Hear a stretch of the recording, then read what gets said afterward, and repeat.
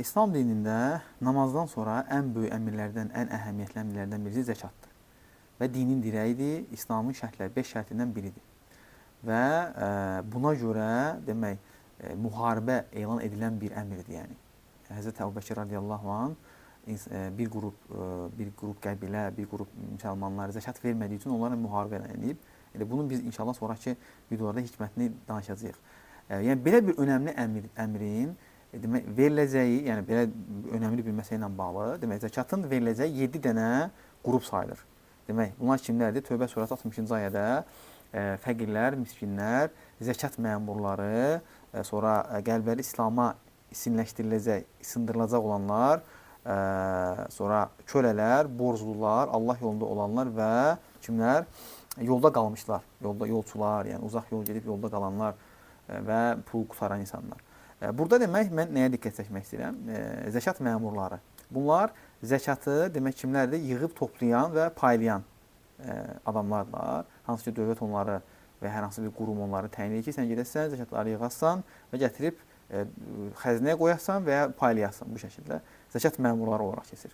Və bu 3-cü sırada keçir. Fəqir, miskin və sonra zəkat məmuru gəlir. Sonra digərləri gəlir. Bu məsələ nədir? Nə üçün Allah Taala və İslamiyyət nə üçün zəkat məmurlarına da zəkatdan pay ayırıb? Hansı ki, onlar işçidirlər, yəni onların məsələ burasındadır ki, normal İslam dövlətində zəkat məmurlarının maaşını dövlət hardan verir? Belə deyək, aldığı zəkatdan mı verir, yoxsa o zəkat malı gəlir xəzinəyə və dövlət həmin məmura aylıq bir maaş ayırır? Mən bunu indi bilmirəm. Məsələ budur ki, nə üçün İslam burada məmura zəkatdan ayrıca bir pay ayırıb? Digər qrupun hamısı ehtiyacından dolayıdır da burada. Fəqir, miskin, borclu, kölə, yolçu bunlar baxırsan ki, ehtiyac sahibidirlər. Müəyyən səbəbdən dolayı ehtiyaca düşüblər. Pula ehtiyacları var. Amma məmurun nə ehtiyacı var? Burada təbii ki, bu mənim yanaşmamdır. Yəni bu hər hansı bir hökmzat deyil. Bizim anlamağa çalışırıq ki, yəni burada Allah Taala'nın hikməti nədir? Ümumiyyətlə biz hər hansı bir əmrin deyək də, hər hansı bir şeyin inkişaf eləyib təkmilləşməsini, böyüməsini istəyiriksə, orada fərdi, müvəqqəti, qeyri-peşəkar və professional yanaşma eləməyimiz doğru deyil. Qətiyyən olmaz. Bununla biz heç bir inkişafa nail ola bilmərik. Əgər sən orada institusional, türklər demişkən, kurumsal bir yapı qurmasan, o fəaliyyət uzun müddətli olmayacaq, davamlı olmayacaq, müvəqqəti olacaq və inkişaf edə bilməyəcək. Məsələ burasındadır. Və oradan biz istədiyimiz nəticəni əldə edə bilməyəcəyik. Ona görə də Allah Taala burada bu məmurları ortaya qoymaqla, o elə bir 7 dənə qrupun arasına zəkat institutunu qurur, zəkat sistemini qurur ki, burada məmur olmazsa bu sistem işləməyəcək. Yəni biz bu məmuru bura gətirməliyik ki, bu sistem işləsin. Yəni kimsə olmalıdır ki, bu ortada bu prosesi idarə eləsin, məşğul olsun. Yəni bu adam ehtiyac sahibi olmaya da bilər. Dolayısıyla həqiqətən biz hər hansı əmrlərin, hər hansı işin, fəaliyyətin inkişaf eləməyini, davamlı olmağını istəyiriksə, orada bir institusional, kurumsal bir yapı qurmalıyıq. Yoxsa yəni dediyim kimi bu davamlı olmayacaq, müvəqqəti davam edəcək. Bir dəqiqə, yəni biz düşünürük ki, bu şirkətlərdə də belədir təbii ki, şirkətlərdə də belədir. Biz düşünürük ki, o məmura, zəkat məmuruna müəyyən pul verməkdənsə elə könüllü adamlar tapaq gətirib pulsuz işləsinlər. Onlara verdiyimiz pulu verək. Birincisi bu fikir yanlış niyə? Çünki Allah Taala bunu deyir. Allah Taala deyir ki, məmurlara pul verin. Amma biz rasional olaraq, əqli olaraq belə düşünsən, məmura niyə pul verir ki, gedək gəncləri filan tapaq və ya kimsə istəyirsə könüllü gəlsin, bu işlə məşğul olsun. Amma Allah Taala bunu demir yəni.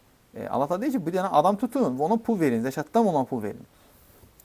Və biz başa düşməliyik ki, bizim ona verdiyimiz pul zərərə deyil yəni. Bu bizim yoxsulların, imkansızların, cəmiyyətin zərərinə olan bir şey deyil. Tam əksinə, biz onlara o pul, yəni zəkatdan pay verməklə bu sistemin qurulub, inkişaf edib böyüməyinə səbəb oluruq.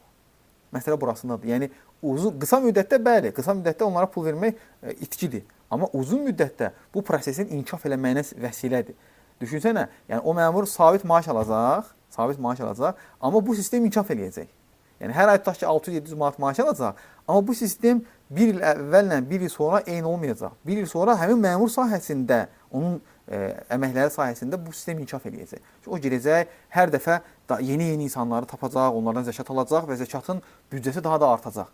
Dolayısıyla yəni müəyyən motivasiya edici səbəblər olacaq da həmin o məmurdakı mən işləyim, çalışım, görüm başqa kimləri tapa bilirəm ki, bu büdcəni daha da artıraq da, daha çox insandan zəkat toplayaq.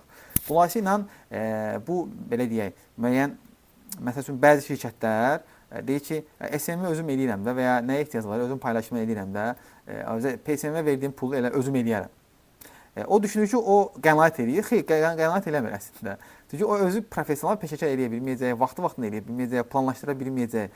Amma o bilsə ki, bir SMM tutub ona müəyyən əmək haqqı verir və planlı sistemli şəkildə mənim reklam SMM işlərim davam edir. Bu şirkətə uzun müddətli mərhələdə, uzun müddətli dövrdə qazandırır və onun inkişafına vəsilə olur. Yəni bu dediyim kimi hal-hazırdakı biznes aləmində də yəni yanaşma budur yəni. Biz mütləq şəkildə demək maaşlı bir adam tutmalıyıq hər hansı bir vəzifənin icra edilməsi üçün. Yəni xırda bir iş olsa belə, çayçı olsun, yer süpürən olsun, nə bilim, adi bir şeylərdə belə bir belə deyək, bunu kimlərinsə inisiatifinə, könüllü prinsipinə buraxmaq olmaz. Bəli.